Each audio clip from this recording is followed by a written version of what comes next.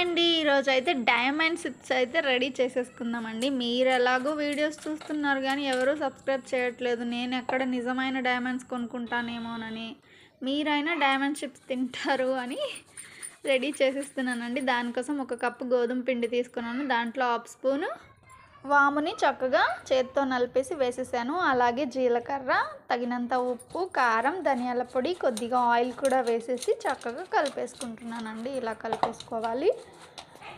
ఇలా చేత్తో పట్టుకొని చూస్తే ఉండలాగా కట్టాలి. ఆ తర్వాత కొద్దిగా వాటర్ వేసుకొని చపాతీ ముద్దలాగా కలిపేసుకోవాలి.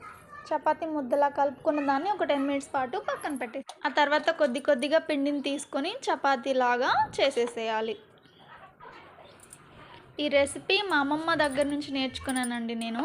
మేము స్కూల్ నుంచి వచ్చేటప్పటికి మా కోసం ఇవి ప్రిపేర్ చేసి పెట్టేది. అలాగే అప్పుడప్పుడు మేము కూడా అడిగి మరీ చేపించుకునే వాళ్ళము. దీన్ని తక్కువ ఇంగ్రీడియంట్స్తో చక్కగా టేస్టీగా రెడీ చేసుకోవచ్చండి. అయితే వీటిని చక్కగా ఇలా డైమండ్స్లా కట్ చేసేసుకోవాలి, డైమండ్ షేప్లో. మీరు కూడా ట్రై చేయండి. చూడండి, చక్కగా డైమండ్ లాగానే వచ్చింది. అన్నిటినీ ఇలానే ప్రిపేర్ చేసుకోవాలి. తర్వాత స్టవ్ వెలిగించుకొని గిన్నె పెట్టేసి డీప్ ఫ్రైకి సరిపడా ఆయిల్ వేసేసేయాలి. ఆయిల్ హీట్ అయిందా లేదా చూడడానికి చిన్న ముక్క అయితే వేసానండి. ఆయిల్ హీట్ అయిపోయింది. అన్ని డైమండ్స్ని వేసేసేయాలి ఇలాగా.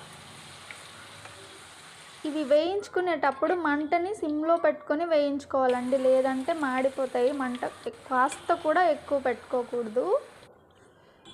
ఇంతేనండి, మన డైమండ్ చిప్స్ అయితే రెడీ అయిపోయాయి. మీకు కూడా నచ్చినట్టయితే మీరు కూడా ట్రై చేసి ఎలా వచ్చాయో కామెంట్ చేసేయండి.